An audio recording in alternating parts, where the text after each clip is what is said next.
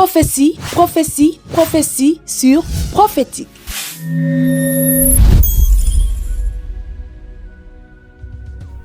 Bienvenue dans sa sainte présence. Que la grâce, la paix, la miséricorde et la bonté de notre Seigneur Jésus-Christ vous soient multipliées abondamment.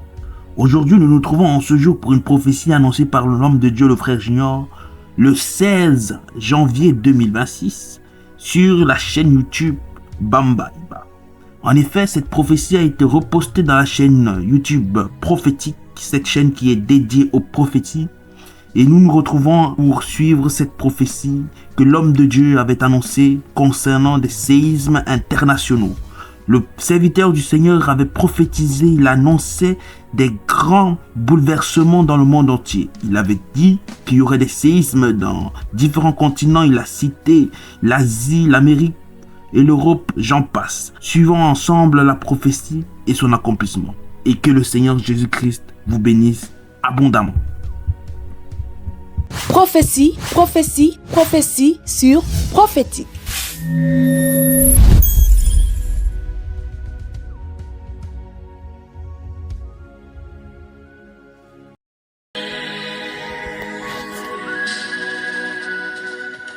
Merci Père, merci Père. Vendredi 16 janvier 2026. Vendredi 16 janvier 2026. L'Esprit annonce des grands bouleversements dans le monde entier, en Asie, en Europe et même en Afrique, dans le continent américain. Exactement comme en fin 2023 et 2024, il avait annoncé beaucoup d'accidents d'avions, de catastrophes aériennes. Ainsi, le Saint-Esprit dit que la terre va vomir. La terre est fâchée et la terre va vomir ses habitants. Donc, des séismes sont déclarés sur la terre, des tremblements de terre, des volcans qui vont exploser ça et là, et des tsunamis qui vont entrer dans le continent. Des grandes catastrophes arrivent à cause du péché qui pèse sur les lieux des habitants. Car j'ai vu dans cette grande vision des animaux qui détectaient la présence des mouvements sismiques et qui fuyaient dans les montagnes. Et j'étais sur ces hautes montagnes, voyant ce qui est en train d'arriver.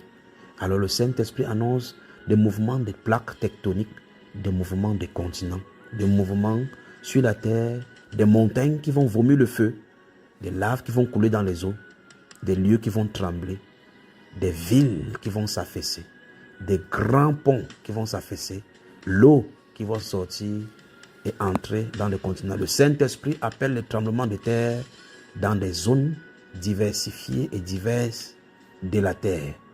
Des grandes catastrophes arrivent et le Saint-Esprit dit, c'est l'un des grands signes que Jésus, notre Seigneur, avait dit, qu'il y aura des tremblements de terre en divers lieux. C'est le signe de la fin des moments.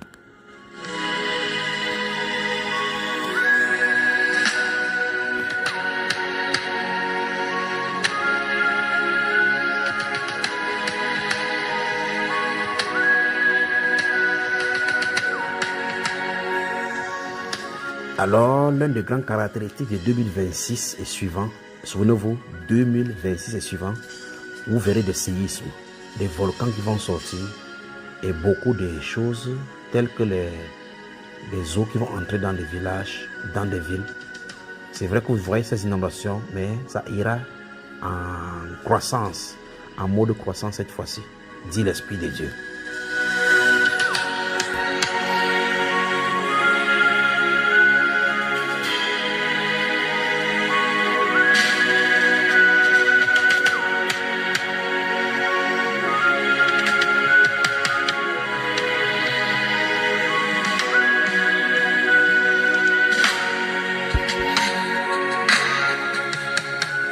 Alors, intercesseurs, mettons-nous en prière. Prions pour ceux qui seront surpris quand ces choses arrivent la nuit.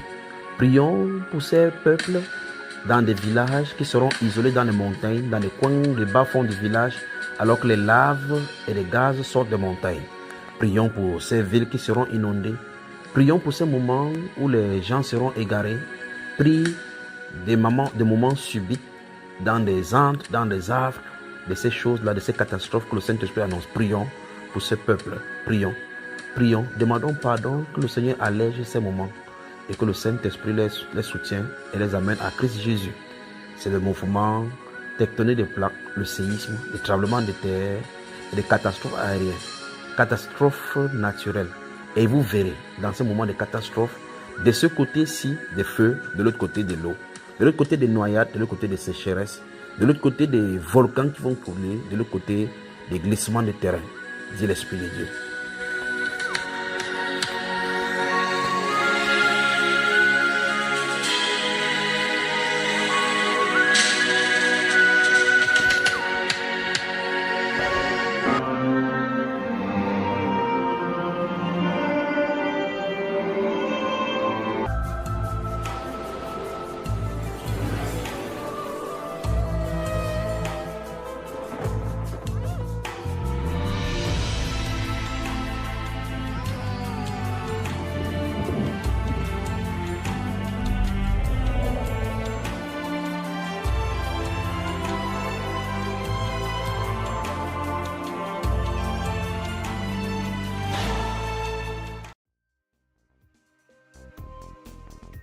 Prophecy, prophecy, prophecy. When God's servants speak forth, the wise listen. Deuteronomy 18:22.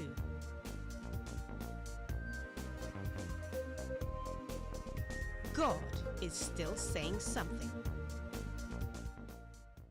L'urgence au Venezuela, l'urgence de sauver des vies, le double séisme qui a frappé le pays a fait au moins 1430 morts et plus de 50 000 disparus.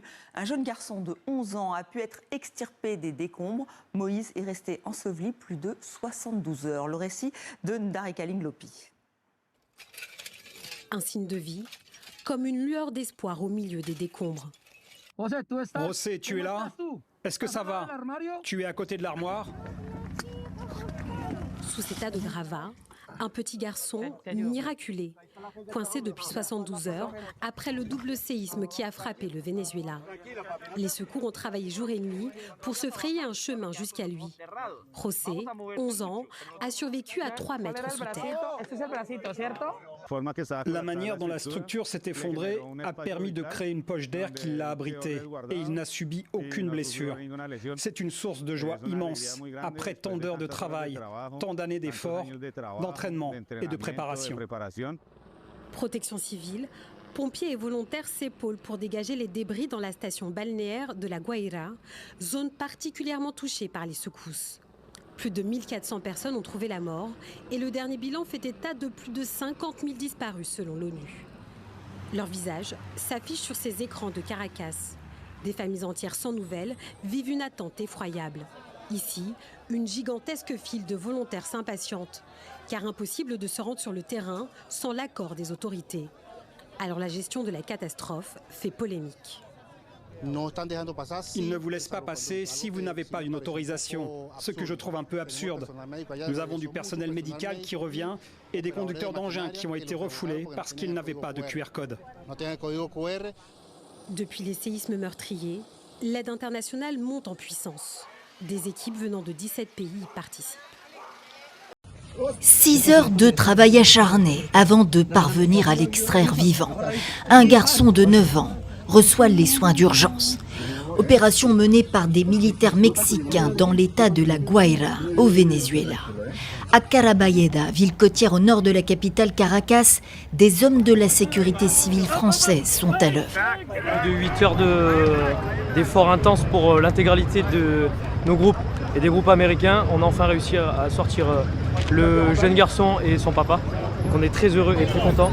La course contre la montre se poursuit, 4 jours après le double séisme qui a frappé le Venezuela. Ces images illustrent la violence de la catastrophe. Près de 800 immeubles touchés, près de 200 totalement effondrés, environ 50 000 disparus, estime l'ONU. Les autorités vénézuéliennes, elles, les chiffrent à quelques centaines. S'il vous plaît, le Venezuela a besoin de votre aide. De nombreuses personnes et familles sont encore sous les décombres. Les possibilités de retrouver des survivants s'amenuisent au fil des heures, soulignent les experts. Des familles de victimes sous pression, exaspérées par la passivité de certains militaires vénézuéliens. Pourquoi êtes-vous venu armé? Vous auriez dû venir avec une pelle, une pioche. D'autres sont tout aussi indignés. Ce sont nos familles qui sont là.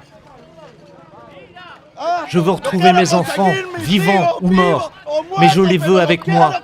Ils ne vont pas les jeter dans une fosse commune. Ce ne sont pas des chiens, ce sont mes enfants.